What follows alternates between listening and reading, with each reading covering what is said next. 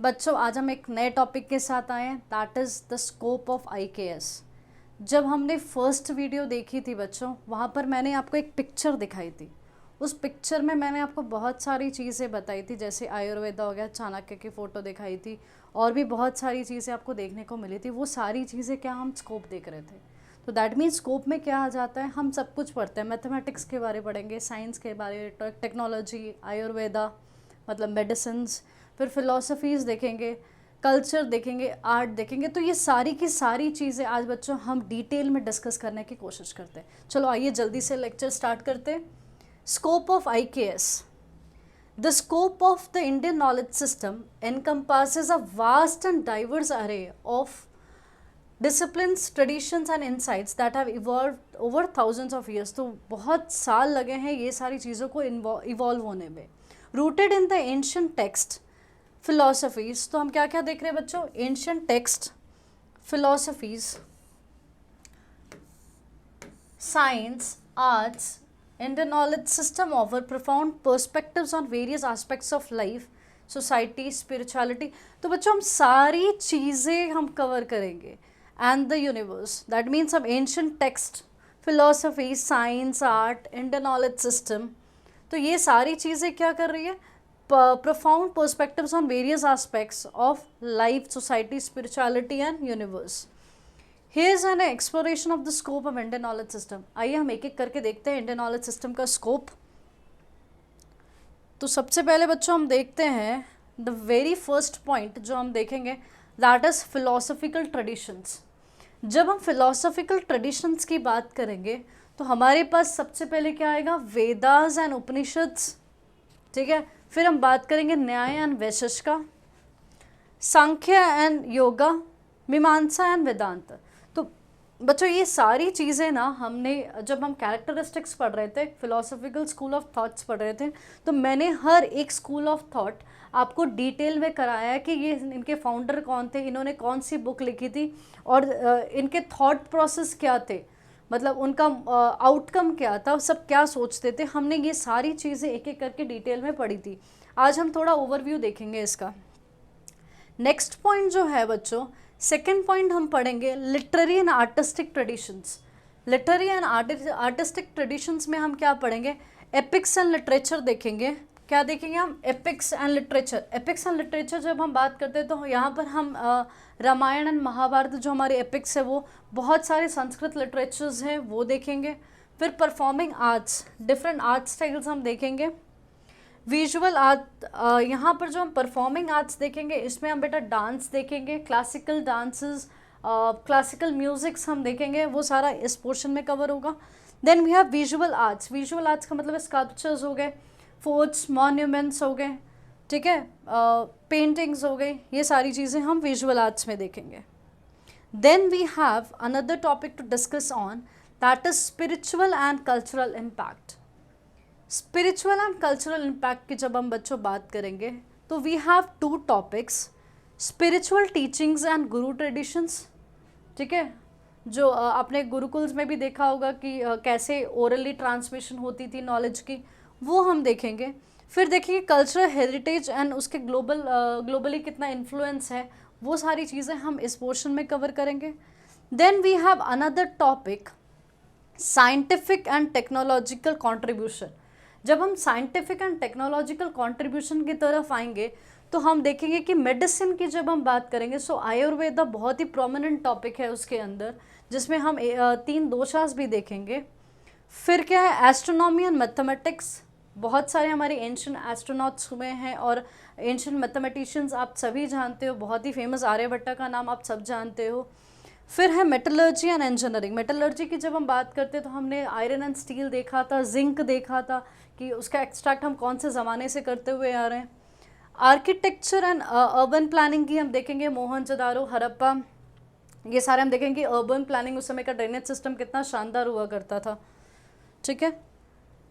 और एक टॉपिक जो बच्चों हमारे पास है, that is social science and governance. जब हम सोशल साइंस की बात करते हैं, we have 2 parts, that is Arthashastra. Arthashastra की जब हम बात करेंगे तो चाणक्य, कौटिल्य का नाम आपने सुना ही होगा, ठीक है। और फिर धर्मशास्त्र की बात करेंगे कि धर्म क्या है, मतलब व्हाट इज धर्म। धर्म इज क्या रिलीजन की बात कर रहे हैं या ड्यूटी की बात कर रहे हैं? So we are not talking about the religion over here, will be talking about the duty, righteousness जिसको हम बोलते हैं, ठीक है। तो अगर अर्थशास्त्र की बात करें, so this is related to governance and economics. And अगर धर्मशास्त्र की बात करते हैं तो ये किससे, लॉ से रिलेटेड है, ठीक है, लॉ एंड कंडक्ट। तो बच्चों एक एक करके आज हम टॉपिक स्टार्ट करते हैं और हम डिटेल में थोड़ी चर्चा करते हुए चलते हैं। हम फिलोसॉफिकल स्कूल ऑफ थॉट बहुत डिटेल में तो नहीं जाएंगे क्योंकि हम ऑलरेडी ये टॉपिक कैरेक्टरिस्टिक्स में बहुत डिटेल में जा चुके हैं। तो अभी जो कॉन्टेक्स्ट आपकी बुक में है बस हम वो रेफर करते हुए आगे की ओर बढ़ेंगे। So the very first part of it is philosophical traditions. Philosophical traditions की बात करते हैं, the very first point in philosophical traditions is Vedas and Upanishads. The Vedas dating back to around 1500 to 500। ये देखो 1500 to 500, आप देख रहे हो पीछे की ओर चल रहा है। आपने हमेशा जब भी नंबर देखा होगा वो आगे की ओर बढ़ता है। जब भी हम बोलते हैं ना 500 to 600 ऐसे बोलते हैं ना, आप जब हम BCE की बात करते हैं तो बच्चों हम पीछे की तरफ जाते हैं 1500 to 500। Now what is the full form of BCE? BCE का फुल फॉर्म लिख लो बच्चों, आप लोगों को अगर नहीं पता है, before the common era.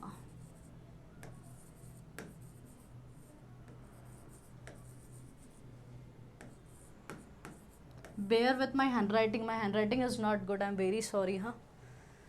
The Vedas dating back to around 1500 to 500 BCE are among the oldest religious text in the world। जब हम वेदास की बच्चों बात करते हैं, ये कौन सा टेक्स्ट है, किस भाषा में लिखा हो, ये संस्कृत भाषा में लिखा है, और कहा जाता है, ऐसा मानना है कि पूरे वर्ल्ड का सबसे ओल्डेस्ट रिलीजियस टेक्स्ट किसे माना गया, that is Vedas, and form the foundation of the Hindu philosophy. आपको याद है जब मैं फिलोसफी पढ़ा रही थी तो आपको मैंने इंडियन फिलोसफी को दो पार्ट में डिवाइड करके दिखाया था। एक है हेटेरोडॉक्स और एक क्या था, ऑर्थोडॉक्स। एक ऑर्थोडॉक्स वाले क्या थे, जो वेदास पे बिलीव करते थे। उनका कहना था कि ये वेदास की जो अथॉरिटी है, they believed in authorities of Veda, कि जो वेदास कह रहे हैं इसके ऊपर कुछ नहीं है, सर्वोपरि है वेदास। हेटेरोडॉक्स की जब हम बात करते हैं उनका कहना है कि हम वेदास पे बिलीव नहीं करते। जैसे कि बुद्धिज़्म, जैनिज़्म हो गया, चारवाक हो गया, आजीविका, ये सारे क्या हेटेरोडॉक्स स्कूल्स में आते हैं और ये वेदास पे बिलीव नहीं करते हैं, ठीक है। बट अगर हम बात करते हैं जैसे सांख्य हो गया, योगा, मीमांसा, वेदांत, ये सारे जो स्कूल्स, हाँ वैशिष्ट, तो ये सारे जो हम स्कूल्स देखेंगे ये सारे किस पे बेस्ड होते हैं बच्चों, अथॉरिटी ऑन द वेदास की बात करते हैं। तो वही हम देख रहे हैं कि जो हमारी हिंदू फिलॉसफी है, ठीक है, वो सारी किस पे है बेस्ड है, वो सारी वेदास के ऊपर बेस्ड है। They include hymns, rituals and philosophical inquiries into the nature of existence. तो जब हम हिम्स, रिचुअल्स, इसके अंदर क्या क्या आते हैं, हिम्स आते हैं, रिचुअल्स हैं, फिलोसॉफिकल इंक्वायरी करता है। इंक्वायरी, फिलोसॉफिकल इंक्वायरी का मतलब क्या होता है, फिलोसफी मतलब किसी चीज़ का ज्ञान प्राप्त करना।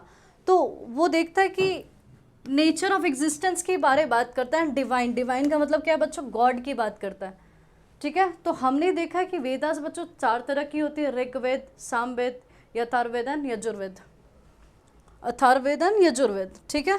तो ये सारी चीज़ें, ये जो चारों आप देख रहे हो, ये चारों वेदास क्या डिफरेंट पार्ट्स में डिफरेंट चीज़ें एक्सप्लेन करते हैं। जैसे कि कुछ रिचुअल से रिलेटेड होगी, किसी में हिम्स आपको देखने को मिलेंगे, ठीक है। नेक्स्ट हम पढ़ते हैं the Upanishads, philosophical treatises that emerged later delve deep into the metaphysical concepts. तो जब हम उपनिषद्स की बात करते हैं तो उपनिषद्स किसके बारे में बात करता है, ये मेटाफिजिकल कंसेप्ट्स के ऊपर बात करता है कि ब्रह्म क्या है, ठीक है। ब्रह्म मतलब अल्टीमेट रियलिटी, मतलब गॉड, ये आत्मा की बात करता है, ठीक है, मतलब individual self. Shaping schools of thought such as Vedanta. बच्चों जब हम वेदांत की बात करते हैं तो वेदांत बेसिकली आया कहाँ से, ये उपनिषद से तो आया है।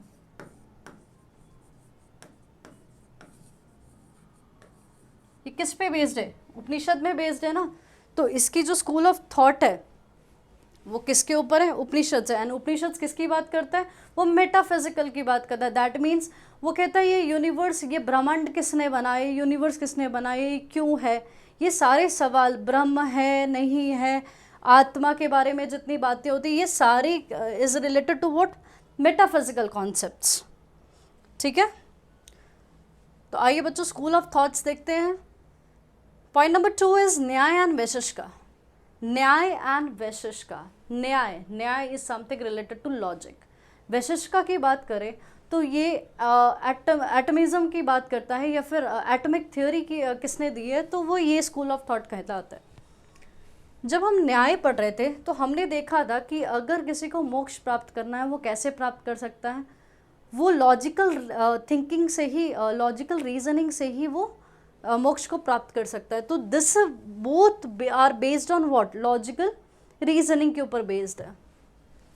तो जब हम बच्चों न्याय की बात करते हैं, न्याय मतलब क्या, लॉजिक, और वैशेषिका जो है एटमिज्म की बात करता है। Are two ancient Indian philosophical system that emphasize logical reasoning. ये बच्चे दोनों स्कूल ऑफ थॉट किस पे एम्फसाइज कर रहे हैं, लॉजिकल रीजनिंग पे बात कर दें। एपिस्टेमोलॉजी, एपिस्टेमोलॉजी का मतलब क्या होता है, थियोरी ऑफ नॉलेज। ठीक है, एंड मेटाफिजिक्स, मेटाफिजिक्स की अभी हम बात करके आए कि ब्रह्मांड किसने बनाया, या फिर गॉड क्या है, या फिर ऐसे जो सवाल होते हैं वो कहाँ आपको मिलेंगे, वो ये स्कूल ऑफ थॉट्स ढूंढने की कोशिश करते हैं, उसको मेटाफिजिक्स कहते हैं। ठीक है, न्याय focuses on the methods of debate and logical inference. जो न्याय वाले स्कूल ऑफ थॉट्स है ना, ये किस पे डिपेंड होते हैं, ये लॉजिकल इन्फरेंस निकालने की कोशिश करते हैं, लॉजिकली चीज़ों को सोचते हैं। While Vaisheshika explores the nature of reality, जो वैशेषिका स्कूल ऑफ थॉट है वो नेचर ऑफ रियलिटी को कैसे एक्सप्लोर करता है, थ्रू एनालिसिस ऑफ एटम्स। कैसे, एटम्स को एनालाइज करके वो कहता है कि यूनिवर्स जो है ये छोटे से कण से बना हुआ है, एटम्स को एनालाइज करता है, and categories of the existence. ये स्कूल ऑफ थॉट क्या कहता है कि जो आपका यूनिवर्स है वो 5 चीज़ों से बना हुआ है। हमने पढ़ा था ना, जैसे हवा हो गई, वायु हो गया, आकाश हो गया, ये सारी चीज़ें हम पिछले क्लास में डिटेल में कवर करके आए हुए हैं। ठीक है, so I hope you understand what is Vaisheshika and Nyaya. हम बेटा शॉर्ट में जा रहे हैं ताकि हमने ये, क्योंकि ये हमने पहले भी बहुत डिटेल में कवर किया हुआ है। नेक्स्ट स्कूल ऑफ थॉट की अगर हम बात करते हैं, we have Samkhya and yoga. देखो आप ये सोच रहे होगे कि मैम ये दोनों नाम साथ साथ में क्यों लिखे, न्याय वैशेषिका लिखा है, फिर सांख्य एंड योगा लिखा है। बच्चों ये 2 स्कूल्स एक साथ इसलिए लिखे हैं क्योंकि इनका जो थॉट है, अल्टीमेटली जो ये सोच रहे हैं, ये स्कूल ऑफ थॉट सिमिलर सोच रहे हैं। जैसे ये दोनों किस पे बेस्ड है, ये दोनों बेस्ड है लॉजिकल इन्फरेंस, मतलब लॉजिकल रीजनिंग पे बेस्ड है। अब ये दोनों की भी थॉट प्रोसेस सेम है, बस फ़र्क इतना है कि ये जो सांख्य फिलॉसफी है ये आपकी थियोरेटिकल बेस्ड है। ठीक है, और ये जो है इसी का प्रैक्टिकल बेस्ड है। ठीक है, ये गॉड को नहीं मानता, ये गॉड को लेकर चलता है, मतलब Samkhya plus God is equal to Yoga. Samkhya is a dualistic philosophy. हमने जब ये फिलॉसफी पढ़ी थी तो हमने देखा क्या कि सांख्य कहता है कि डुअलिज्म, ये डुअलिज्म पे बिलीव करता है कि ये जो यूनिवर्स है 2 चीज़ों में डिवाइडेड है, मतलब पुरुष एंड प्राकृत। ठीक है, dualistic philosophy that analyses the universe through the principle of Purusha consciousness. जब हम कॉन्शियसनेस की बात करते हैं तो हमने 2 वर्ड्स देखे थे, एक था सोल और एक था ब्रेन, यही देखा था। ठीक है, तो हमने एक सोल देखा था और एक ब्रेन देखा था, ब्रेन की फोटो आपको दिख रही थी। ये सारी चीज़ें जिसे हम देख नहीं सकते, जिसे हम सिर्फ महसूस कर सकते हैं, उसे हम बोलते हैं कॉन्शियसनेस। प्रकृति की अगर हम बात करते हैं तो मैटर, मतलब जितने भी नॉन लिविंग थिंग्स हैं या नॉन लिविंग थिंग्स हैं, वो सारी चीज़ें किस में आ रही है, प्रकृति में आ रही है। ठीक है, it's provides a framework for understanding the nature of the, ये फ्रेमवर्क देता है किसके लिए, understanding of the nature of the existence and the path to liberation. ये क्या कहता है, अगर किसी को मोक्ष प्राप्त करना है तो वो ट्रू नॉलेज से ही मोक्ष को प्राप्त कर सकता है। ठीक है, नेक्स्ट चलते हैं। Yoga derive from Samkhya. Yoga derive from Samkhya कहने का मतलब क्या है, सांख्य जो है कहाँ से आया, योगा से आया। और ये क्या कहता है, practices for spiritual discipline, self realization and physical wellbeing through techniques like हमने देखा कि जब हम योगा की बात करते हैं तो we go for the spiritual discipline, self realization और फिजिकल वेलबींग। किस तरह से जब हम मेडिटेट करते हैं तो हम हमारे में स्पिरिचुअल डिसिप्लिन आता है, ठीक है, सेल्फ को रियलाइज कर लेते हैं। आसनास की जब हम बात करते हैं, so we have physical postures जो फ्लेक्सिबिलिटी की बात करता है। देन वी हैव प्राणायाम्स, ये क्या, ब्रेथ कंट्रोल, मतलब आप कितने सही तरीके से रेस्पिरेटरी एफिशिएंसी की बात करता है, ठीक है। So this was all about yoga. आगे चले, आई होप आपको चीज़ें समझ में आ रही होंगी, आप प्रीवियस लेक्चर के साथ बच्चों ये पॉइंट्स रिलेट कर पा रहे होंगे। So next point is number 4, मीमांसा। मीमांसा भी दिखता है कहीं पर, मीमांसा भी लिखा है, ठीक है, एंड वेदांत। हमने पढ़ा था मीमांसा का मतलब, मीमांसा का मतलब क्या होता है, किसी चीज़ को डीपली समझना, उसे क्या कहते हैं, मीमांसा। तो अगर हम मीमांसा की बात करते हैं, हमारे पास दो थे, एक था पूर्व मीमांसा और एक था उत्तर मीमांसा। उत्तर मीमांसा को हम क्या कहते हैं, वेदांत, और पूर्व मीमांसा को हम क्या कहते हैं, पूर्व मीमांसा, ठीक है। अब हम आगे देखते हैं। मीमांसा फोकस ऑन रिचुअल इंटरप्रिटेशन, जो रिचुअल की बात करते हैं, रिचुअल इंटरप्रिटेशन वाला जो सेक्शन है, ritual part of the Vedas की अगर बात करते हैं तो पूर्व मीमांसा उस पे बेस्ड है। And philosophical inquiry into the authority of the Vedas and nature of dharma. धर्म का मतलब क्या है, duty.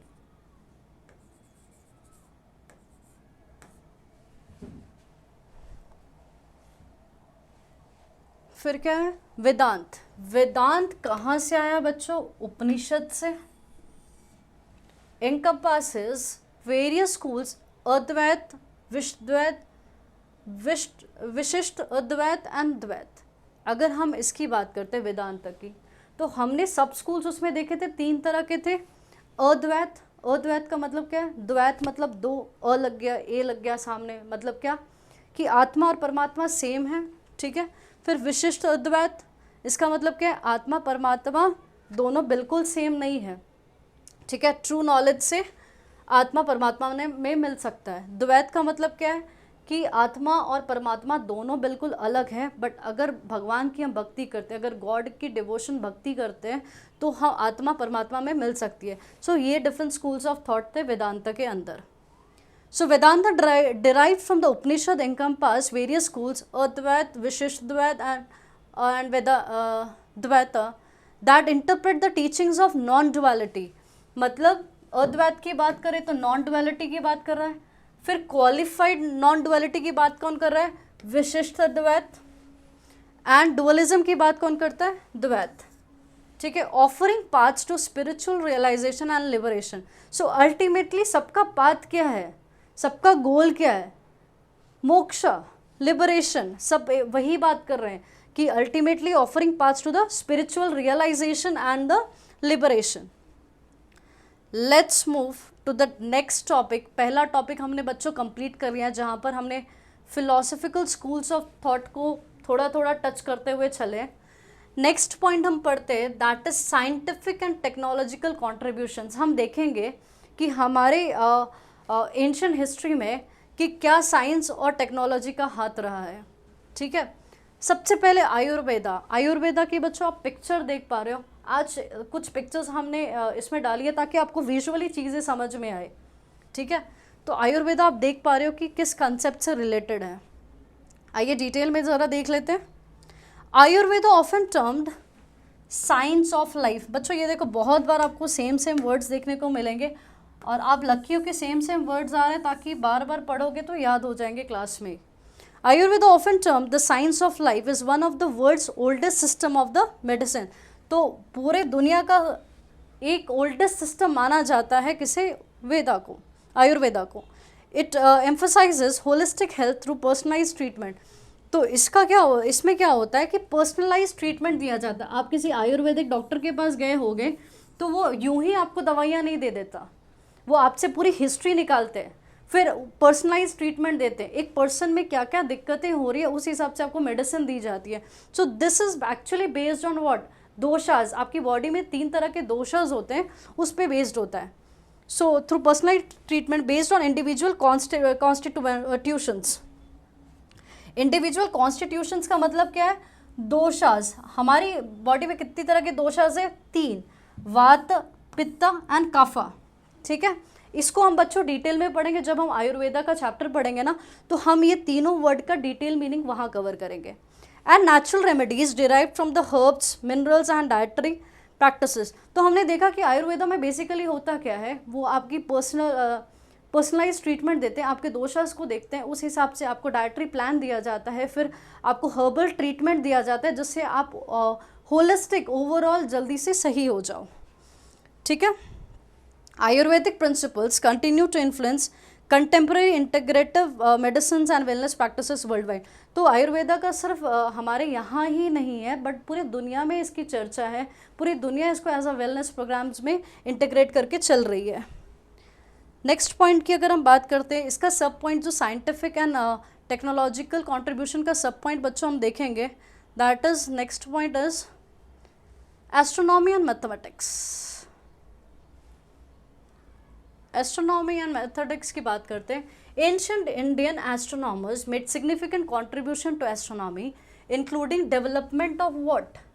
Development of mathematical astronomy, planetary theories. हमने देखा था कि एग्जैक्ट मूवमेंट एक्लिप्सेस के बारे में डिस्कस किया था, प्लानिटरी पोजीशंस के बारे में एग्जैक्ट उनके प्लानिटरी पोजीशंस बता देते थे, एंड एक्यूरेट एस्ट्रोनॉमिकल ऑब्जर्वेशंस।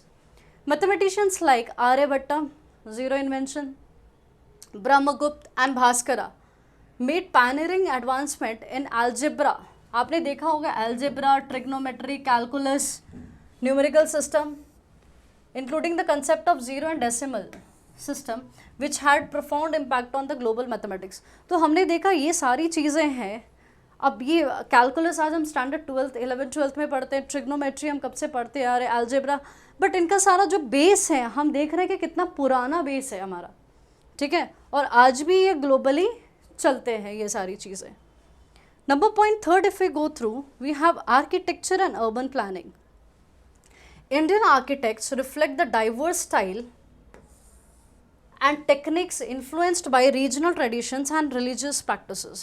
जब हम इंडियन आर्किटेक्चर की बात करते हैं तो हमारे यहाँ का जो आर्किटेक्चर बहुत ही डाइवर्स है, बहुत सारी टेक्निक्स है। ठीक है, influenced by regional and religious, दोनों के ऊपर डिपेंड करती है। अगर एंशिएंट सिटीज़ की अगर हम बात करते हैं बच्चों, आप लोग जब स्कूल में होंगे ना, तो जब आपने हिस्ट्री पढ़नी शुरू करी होगी तो हड़प्पा सिविलाइजेशन एंड मोहनजोदारो, ये आपने बहुत ही कॉमन वर्ड तब सुने होंगे। हम एंशिएंट सिटीज़ की तब की बात कर रहे हैं, वहाँ पर इतनी एडवांस तब प्लानिंग चलती थी। ठीक है, उनका ड्रेनेज सिस्टम अगर देखोगे ना, ये दोनों का बहुत ही शानदार था, कंस्ट्रक्शन मेथड बहुत ही बेहतरीन था। तो हम कौन से ज़माने की बात कर रहे हैं, और आज के ज़माने पे देख रहे हो आर्किटेक्चर आज भी बहुत शानदार चलते हैं। बहुत सारे आपने मंदिरों में भी देखा होगा, जो पुराने आर्किटेक्चर है आज के डेट में वैसे कभी नहीं बन सकते। Religious monuments, forts, palaces and step wells. What is step wells? Wells में जो स्टेप्स लगे होते हैं। Showcase architecture marvels incorporating principles of, ये सारी किसकी प्रिंसिपल्स बताते हैं? सिमेट्री की, सिम्बॉलिज्म एंड स्पिरिचुअल सिग्निफिकेंस। तो इसके अपने अपने सबके महत्व है बच्चों। नेक्स्ट पॉइंट पे चलते हैं, point number 4, that is metallurgy and engineering. Metallurgy and engineering की जब हम बात करते हैं तो आपने एक वुड स्टील तो सुना ही था, जब हम पहली क्लास में भी डिस्कस कर रहे थे कि बहुत ही फेमस एंड बहुत ही एक्सपेंसिव था तब आयरन एंड स्टील की जब हम बात करते हैं। The ancient Indian excelled in metallurgy, particularly in iron and steel production. तो सबसे ज़्यादा किस में था? आयरन एंड स्टील प्रोडक्शन की। कौन से techniques such as crucible steel, कौन सा steel? This is a very famous steel. कभी भी आंसर लिखोगे तो ये स्टील का नाम ज़रूर लिखना। वर highly advanced and producing high quality swords and blades. तो बेसिकली ये जो वुड स्टील होता था, ये वुड स्टील कहाँ यूज़ होता था? जो हाई क्वालिटी की स्वॉर्ड्स एंड ब्लेड्स बनानी होती थी वहाँ पर यूज़ होता था, एंड ये बहुत महंगी बिकती थी तब। Engineering feats like water management system. आप जब कान्हेरी पढ़ोगे ना बच्चों, तो वहाँ पर कान्हेरी केव्स में देखोगे कि कितना सुंदर वाटर मैनेजमेंट किया हुआ है। वो हमारे सिलेबस में ऐड है, हम आगे जाके उसको पढ़ेंगे। तो water management system, rain harvesting का जो होता है सिस्टम, वहाँ पर आप देखोगे कि कितने बेहतरीन रिजर्वायर्स एंड टैंक्स बने थे उस ज़माने पे। And structural designs like temples, हमारे सिलेबस में एक टेम्पल भी है जो बहुत फेमस शिव टेम्पल है, जो हम आगे की क्लास में वो भी कवर करते हुए चलेंगे। ये दोनों टॉपिक हम साथ में लेकर आएंगे, ठीक है। तो आप देखोगे कि उस समय की मेटलर्जी का कितनी सुंदर कारीगरी थी, कितना सुंदर आर्किटेक्चर का काम हुआ करता था। डेमोन्स्ट्रेट इंजेन्युइटी एंड टेक्निकल एक्सपर्टीज़, ये सारे क्या टेक्निकल एक्सपर्टीज़ ही बता रहे कि कितने बढ़िया इंजीनियर्स हुआ करते थे तब के। नेक्स्ट पॉइंट की अगर हम बात करते हैं, द सेम पॉइंट नंबर 3 पे आते हैं, लिटरेरी एंड आर्टिस्टिक ट्रेडिशंस। जब हम लिटरेरी एंड आर्टिस्टिक ट्रेडिशंस की बात करते हैं, लिटरेरी का मतलब क्या होता है, कुछ रिटन टेक्स्ट होंगे। आर्टिस्टिक्स की जब हम बच्चों बात करते हैं तो आर्टिस्टिक्स में हम क्या देखते हैं, कुछ आर्ट फॉर्म होंगे, पेंटिंग्स होंगे, फोर्ट्स पैलेसेस होंगे, या फिर कुछ डांस फॉर्म, कुछ एक्सप्रेसिव चीज़ें होंगी, ठीक है। Epics and literature number 1। तो point number 3 that is literature and artistic का सब पॉइंट जो है, सॉरी, पहला epics and literature. Epics such as, हमारे दो बहुत ही फेमस एपिक्स हमें याद रहने चाहिए बच्चों, this is Mahabharata and Ramayana. सबने देखा भी होगा कहीं ना कहीं टेलीविज़न पे, ठीक है। तो एपिक्स के नाम बच्चों याद कर लो, Mahabharata and Ramayana are foundational text in Indian literature. तो जब फाउंडेशन की बात करते हैं, हमारा फाउंडेशनल टेक्स्ट कौन सा है, Mahabharata and Ramayana, conveying what, ये दोनों को जब आप देखोगे तो आप देखोगे इसमें मॉरल टीचिंग्स की बात करी है, मोरालिटी की बात की है, heroic narratives, that means tough time में कैसे वो काम कर रहे थे, वो सारी उनकी हीरोइक डीड्स के बारे में बताया गया, and philosophical dialogues. Sanskrit literature, जब हम संस्कृत लिटरेचर की बात करते हैं तो हम देखते हैं कि कालिदास की पोएट्री एंड ड्रामास बहुत फेमस है, जैसे कि शकुंतलम हम देखेंगे, या फिर मेघदूत है, इनकी जो पोएटिक है वो पोएट्रीज़ हैं वो कालिदास की है। ये दो मैंने नाम आपको बता दिए। Bhasa's plays and treatises on grammar, aesthetic and poetic that continue to inspire literally scholars and artists. तो बेसिकली क्या, ये सारी चीज़ें क्या करती हैं, आज भी लिटरेरी स्कॉलर्स को और आर्टिस्ट को क्या कर रही है, इंस्पायर कर रही है। आप देखना कभी भी अगर आपको समय मिले तो कालिदास वगैरह की आप पोएट्री एक बार चेक करना, बहुत ही प्यारी, बहुत ही खूबसूरत पोएट्री होती है इनकी। नेक्स्ट पॉइंट हम पढ़ते हैं बच्चों, परफॉर्मिंग आर्ट्स। आई थिंक आपको ये डायग्राम दिख पा रहा होगा, दो बच्चों बहुत क्लियर नहीं है, but I hope you can understand this diagram. We can see the different dance form which is running in India. Example के तौर पे देख लेते हैं, दिस इज़ भरतनाट्यम, ये है कथक, कथकली, कुचिपुड़ी, सात्रिया, ओडिसी, ये क्या है मोहिनातम, और ये क्या मणिपुरी। तो these are different dance forms. अभी कुछ आपको डिस्प्ले करके दिखाया ताकि आपको दिखे कि किस तरह से हमारे डिफरेंट डिफरेंट कल्चर्स में डिफरेंट डिफरेंट डांस फॉर्म्स हैं, ठीक है। आगे बढ़े ज़रा, देख ले पिक्चर। अब हम इसके बारे में पढ़ते चलो। Indian performing arts encompasses a rich tapestry. Tapestry basically क्या होता है, एक कपड़ा होता है, मोटा सा कपड़ा, उस पर जो थ्रेड वर्क होता है, नॉर्मल लैंग्वेज में टेप्स्ट्रे उसे बोलते हैं, tapestry. Indian performing art encompass a rich tapestry of classical dance forms, Bharatanatyam, अभी मैंने आपको पिक्चर दिखाई है, भरतनाट्यम, कथक, ओडिसी एट्सेट्रा। म्यूज़िक की जब हम बात करते हैं, जब हम क्लासिकल म्यूज़िक की बच्चों बात करते हैं, then we have Carnatic and Hindustani. When we talk about Carnatic and Hindustani, तो कर्नाटक की बात करते हैं तो ये साउथ में प्रिवेलेंट है, और ये अगर बात करते हैं तो ये नॉर्थ में प्रिवेलेंट है, ठीक है। North India and south India मैंने लिख दिया। And folk traditions that convey क्या, स्टोरीज, इमोशंस, स्पिरिचुअल थीम्स, ये सारी चीज़ें क्या कन्वे करती है, कुछ स्टोरीज बताती है हमारी ट्रेडिशनल स्टोरीज, कुछ इमोशंस बताती है, कुछ स्पिरिचुअल थीम्स होती हैं। आप देखते हो कि बहुत जगहों पे जब डांस फंक्शन, कोई फंक्शंस कहीं पर होता है, स्कूल फंक्शंस ही ले लो, हम एक बहुत ही फोक डांस से स्टार्ट करते हैं। सो दैट इज़ व्हाट, कुछ इमोशंस, कुछ स्टोरी वो बता रहे हैं आपको। Classical music with its intricate ragas and taals, तो आपको पता है कि जब म्यूज़िक होती है तो उसमें राग और ताल नहीं होंगे तो म्यूज़िक किस बात की। Serves as a medium for emotional expression, spiritual devotion and aesthetic appreciation, मतलब एस्थेटिक ब्यूटी को बढ़ावा देना, मतलब ब्यूटी को बढ़ावा देना, सॉरी।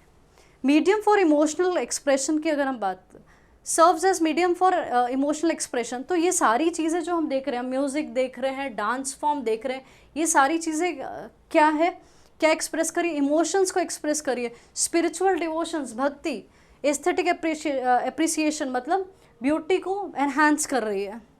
ठीक है, नेक्स्ट अगर बच्चों देखते हैं, so we have visual arts and craft. आप देख पा रहे होंगे, ये देखो मैं थोड़ी सी इधर कर देती हूँ, ये देखो विजुअल आर्ट्स एंड क्राफ्ट।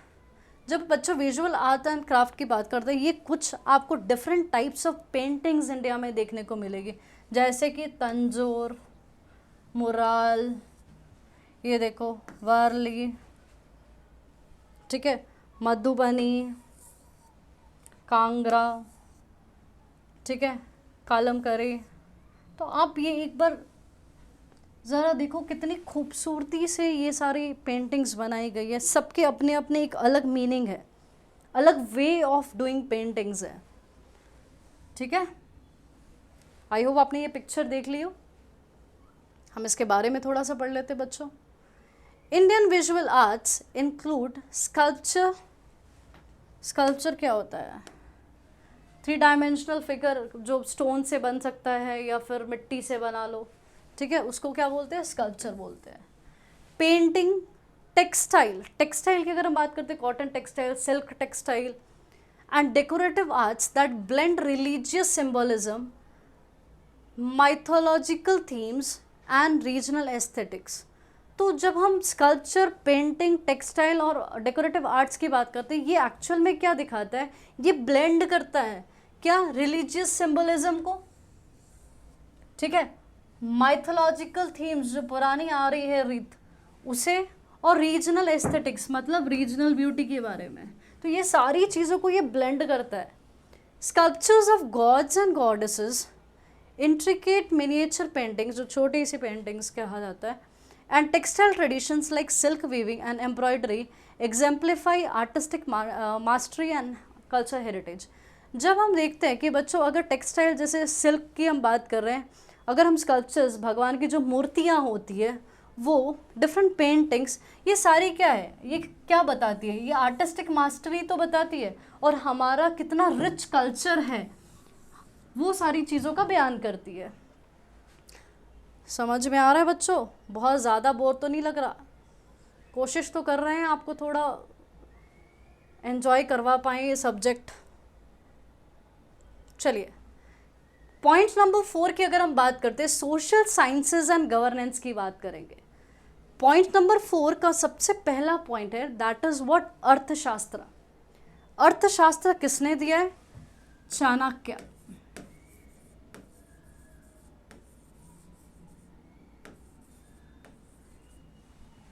ठीक है, ये आप देख पा रहे हो, ये आपके लिए फोटो लगा रखी है।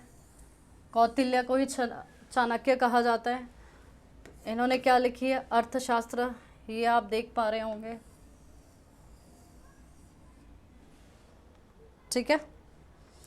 अर्थशास्त्र बेसिकली बच्चों किसकी बात करता है? अर्थशास्त्र। अर्थशास्त्र, ये है अर्थ और ये है शास्त्र। मतलब क्या? गवर्नेंस की बात करेगा ये,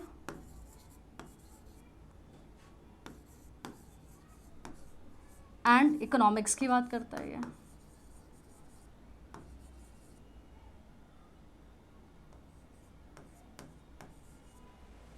द अर्थशास्त्र कॉन्ट्रीब्यूटेड टू कौटिल्य। किसका है ये? किसने दिया है ये?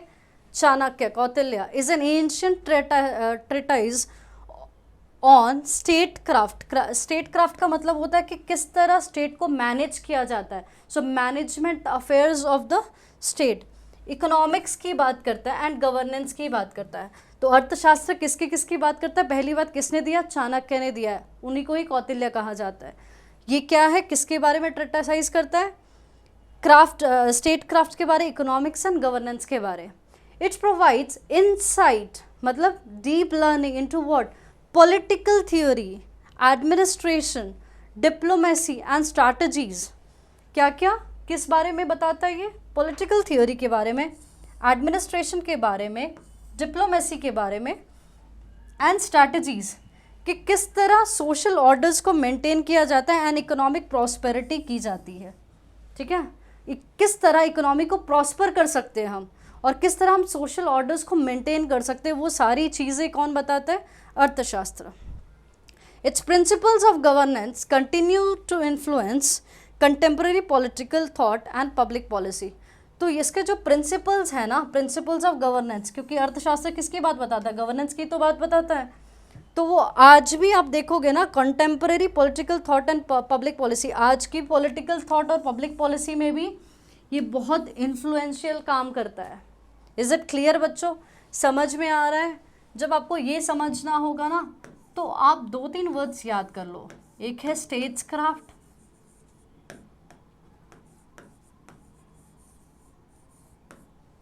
दूसरा क्या हो जाएगा? इकोनॉमिक्स, एंड थर्ड क्या हो जाएगा? गवर्नेंस। इसका महत्व आज भी हमें यूज़ होता है, मतलब आज भी हम इनके फिलॉसफीज़ मतलब इनकी ट्रेटिसाइज को हम यूज़ करते हैं। नेक्स्ट चले बच्चों, इसी का दूसरा पार्ट, अभी हमने पहला पार्ट पढ़ा दैट इज़ अर्थशास्त्र, और दूसरा पार्ट हम जो पढ़ने जा रहे हैं दैट इज़ धर्मशास्त्र। धर्मशास्त्र किसकी बात करता है बच्चों? धर्मशास्त्र बात करता है धर्म की। अब मैम धर्म क्या है? हिंदू, मुस्लिम, सिख, ईसाई, जिसे हम रिलीजन कहते हैं, क्या ये धर्म है? बच्चों ये धर्म नहीं है। We are not talking about this dharma. Dharmashastra, we are talking about धर्मशास्त्र। धर्म का मतलब बच्चों होता है ड्यूटी, ड्यूटी, राइचियसनेस। अगर मान लो आप स्टूडेंट हो, आपका भी कुछ धर्म होगा। आपका धर्म क्या है? पढ़ना। कोई डॉक्टर है, उनका धर्म क्या है? पेशेंट को अटेंड करना, ठीक है। आप वॉर पे गए हो, ठीक है, आप लड़ने के लिए गए हो, आपका धर्म क्या है? वहाँ पे लड़ाई करना। तो देखो धर्म क्या है, इसमें अगर देखोगे तो ये रिजिड नहीं है। हम जो रिलीजन की बात करते हैं ना बच्चों, वो रिलीजन वर्ड अंग्रेज़ों ने दिया हुआ और उसी को हम कन्वर्ट करते हैं धर्म से, हम लिंक करते हैं। बट ऐसा नहीं है, रिलीजन का कोई ऐसा कोई मतलब है ही नहीं, ठीक है। तो रिलीजन वर्ड जो है वो बहुत ही कन्फाइंड है, बहुत ही रिजिड है। बट अगर हम इसकी बात करते हैं, धर्म की बात करते हैं, धर्म बहुत ही फ्लेक्सिबल है। हर सिचुएशन पे आप देखोगे ये चेंज होता है, हर सिचुएशन में आपको देखने का। देखो जैसे बच्चे की बात करी, उसका कर्तव्य कुछ और है, ड्यूटी कुछ और है। वॉर पे कोई जा रहा है, उसका कर्तव्य कुछ और है। तो ये होता है बच्चों धर्म। जब हम धर्म शास्त्र की बात करते हैं तो हमें कुछ वर्ड्स याद होने चाहिए, जैसे कि एथिक्स की बात करें हम, law, the most important words check. Dharmashastra text offers guidelines on ethics की बात करता है, ठीक है। किसकी बात करता है? लॉ की बात करता है। एंड सोशल ड्यूटीज़, हमारी कुछ ड्यूटीज़ होती है सोसाइटी के लिए। Prescribing norms for personal conduct, हमें कैसे रहना चाहिए, क्या करना चाहिए, कैसे रिलेशंस हैं। And community governance, family relations की अगर बात करें तो जैसे आप बोलते हो ना, ये मेरी बेटी है, बेटी होने का कर्तव्य तो निभाओ, बेटी होने का तुम्हारा ये कर्तव्य है कि तुम ये करो। सो दिस इज़ व्हाट, क्या ये रिलेशंस में भी आता है। दे एम्फसाइज प्रिंसिपल्स ऑफ जस्टिस, किसकी बात करता है? कौन से प्रिंसिपल की? जस्टिस की बात करता है, ये मोरालिटी की बात करता है। And societal wellbeing, providing a framework for ethical governance. कौन सा governance? Ethical governance and legal system. तो धर्मशास्त्र में बहुत ज़्यादा आपको डूबने की ज़रूरत नहीं है। धर्म से याद रखो ड्यूटी की बात कर रहा है। ड्यूटी के 1-2 एग्जाम्पल्स जो मैंने आपको बताया आप वो लिख सकते हो। और आपको ethics, law and social duties, prescribing norm for personal conduct, family relations and community governance आपको याद रखना है। और ये ethical governance and legal system के फ्रेमवर्क पे प्रोवाइड करता है ये इसे, ठीक है। नेक्स्ट की अगर हम बात करते हैं, so we have points number 5। Points number 5 की बात जब हम बच्चों करते हैं, spiritual and cultural impact. Points number 5 का नंबर 1 उसका जो सब पार्ट है that is spiritual teaching and guru traditions. India has been a cradle of spiritual teachings and guru disciple traditions that span various lineages and sects. तो आप अगर देखोगे, हमने गुरु शिष्य वाली परंपरा तो बच्चों देखिए कि गुरु है, शिष्य को पढ़ा रहे हैं, हमने गुरुकुल सिस्टम भी कई बार सुना होगा। तो वो सारी चीज़ें क्या है, वो ट्रेडिशंस और पढ़ाई तो है। और इसमें जो हम पढ़ाई की बात करते हैं, हम इसमें सेक्ट्स की बात करते हैं, जो हमारे ट्रेडिशनल लिटरेचर है, जो हमारे स्क्रिप्ट्स है, हम उसकी बात कर रहे हैं। टीचिंग्स ऑफ स्पिरिचुअल लीडर्स मतलब बुद्ध, महावीर, आदि Shankaracharya and saints like Kabir, Mirabai. तो देखो, बुद्ध की अगर बात करते हैं तो बुद्धिज़्म किसने दिया, बुद्ध ने। महावीर किसके, जैनिज़्म से रिलेटेड। आदि शंकराचार्य की बात करें तो अद्वैत फिलॉसफी जो वेदांता की सब पार्ट है उसकी बात कर रहे हैं। And saints like Kabir, Mirabai and Tulsidas emphasize part to spiritual liberation. ये सारे लोग, जैसे और भी सेंट हुए ना, जैसे कबीर के दोहे आप लोगों ने स्कूल्स में बहुत पढ़े होंगे हिंदी में, मीराबाई, तुलसीदास। तो ये सारे लोगों ने आपने देखा होगा कि ये बात करते हैं किस चीज़ की, अल्टीमेट ट्रुथ क्या है, अल्टीमेट रियलिटी क्या है, लिबरेशन पे जाना। मतलब ये जो बर्थ एंड रीबर्थ है ना, ये जो हमारा जाल है, इससे मोक्ष प्राप्त करना, मतलब मोक्ष को प्राप्त करना, ये जाल से बाहर निकलना। ठीक है। डिवोशन की बात करता है, मतलब भक्ति की बात करता है, एंड सेल्फ रियलाइजेशन की बात करता है। Fostering spiritual harmony and universal values. इसका पॉइंट नंबर 2 बच्चों देखते हैं, cultural heritage and global influence. Indian knowledge system have left an indelible mark on global culture, influencing literature, philosophy, art, music, medicine and spirituality. अगर हम Indian knowledge system की बात करते हैं, indelible का मतलब क्या होता है पता है, जिसे हम डिलीट नहीं कर सकते। ठीक है। have left an indelible mark on global culture, influencing क्या, किसे किसे इन्फ्लुएंस करता है बच्चों, लिटरेचर की बात होती है, philosophy, art, music, medicine, spirituality, ये सारी की सारी टॉपिक्स हमने एक एक करके कवर करी हुई है। तो ये क्या, ये हमारा रिच हेरिटेज ही तो है, और ये ग्लोबली इन्फ्लुएंस कर रहा है। कंसेप्ट्स लाइक कर्मा, हमारे जो कर्म है, हम बोलते हैं ना जैसे करोगे वैसे भरोगे, कर्मा। इनकारनेशन, मतलब इनकारनेशन का मतलब क्या होता है, रीबर्थ की बात हो रही है। Yoga, meditation have gained international recognition and adoption. तो ये सारी चीज़ें जो हम देख रहे हैं ना, कर्म, रीबर्थ, योगा, मेडिटेशन, ये इंडिया में ही नहीं है, ये टॉपिक इंटरनेशनल टॉपिक्स है। ठीक है। Contributing to global spiritual movements, ये किसको कंट्रीब्यूट करे, ग्लोबली। ठीक है। Spiritual movements and holistic wellness practices. So बच्चों, आज का हमारा टॉपिक स्कोप हमने पूरा कंप्लीट कर लिया है। आपका टॉपिक यही तक था, हमारा बस एक छोटा सा कंक्लूजन बच गया है, वो हम करके ये टॉपिक को बच्चे करते हैं ख़त्म। ठीक है। तो हमारा बहुत बड़ा टॉपिक जो स्कोप का है वो आज हमारा ख़त्म हो जाएगा। कंक्लूजन में देखते हैं बच्चों, the scope of Indian knowledge system is vast and multi dimensional. अगर स्कोप की बात करते हैं, ये छोटा सा तो नहीं है ना। अगर आपने जो एक एक टॉपिक देखी, वो एक एक जो वर्ड देखा है वो एक एक टॉपिक्स है। हमारा जो ज्ञान है ना, वो सारी उम्र भी बच्चों लगा लोगे ना तो वो ख़त्म नहीं होने वाला, इतना सारा ज्ञान हमारे पास पड़ा हुआ है। ठीक है। तो हम जहाँ जहाँ एक एक वर्ड पढ़ रहे हैं, आपके ऊपर आप देखोगे तो उसमें बहुत बड़ी बड़ी टॉपिक्स है। तो वास्ट एंड मल्टी डायमेंशनल है, इनकम्पासिंग व्हाट, फिलोसफिकल इनसाइट्स। हमने स्कूल्स ऑफ थॉट्स देखे हैं, जहाँ पर हमने हेटेरोडॉक्स एंड ऑर्थोडॉक्स देखा है। साइंटिफिक एडवांसमेंट्स भी हमने देखी कि साइंस कितनी आगे जा चुकी थी, जहाँ पे हमने एस्ट्रोनॉमी वगैरह की भी बात की हुई है, जहाँ पे हमने मैथमेटिक्स की बात की है, मेटलर्जी की बात की है। ठीक है। आर्टिस्टिक एक्सप्रेशंस की हमने बात की थी, जहाँ पर हमने बात करी थी किसकी, आर्टिस्टिक मतलब क्या, एक तो फेशियल आर्टिस्टिक, एक visual artistic. Social sciences, governance मतलब अर्थशास्त्र की बात करिए, एंड स्पिरिचुअल टीचिंग मतलब स्पिरिचुअल टीचिंग, जिसमें योगा भी आ जाता है, मेडिटेशन, सारी चीज़ें that continue to resonate across time and cultures. These traditions offer profound perspective on human existence.